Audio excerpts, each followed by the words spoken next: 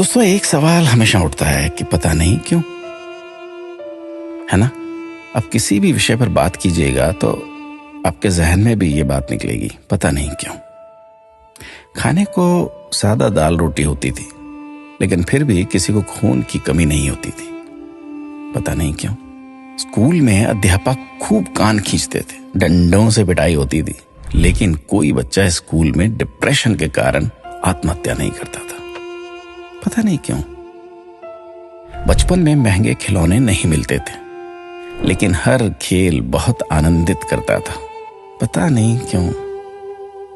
घर कच्चे होते थे, कमरे कम होते थे, लेकिन माता पिता कभी वृद्धाश्रम नहीं जाते थे, पता नहीं क्यों।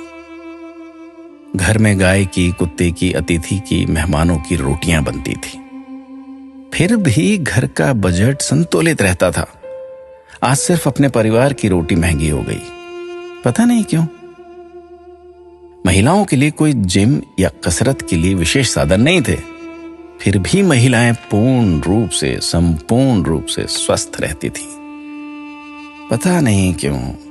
भाई भाई में, भाई बहनों में अनेक बार खूब झगड़ा होता था, आपस में कुटाई तक हो जाती थी, परंतु आपस में मन मुटाव कभी नहीं होता था, पता नहीं क्यों। परिवार बहुत बड़े होते थे, पड़ोसियों के बच्चे भी दिन भर खेलते थे, फिर भी घरों में ही शादियां होती थी, पता नहीं क्यों। माता पिता थोड़ी सी बात पर थप्पड़ मार देते थे, लेकिन उनका मान सम्मान कभी कम नहीं होता था, पता नहीं।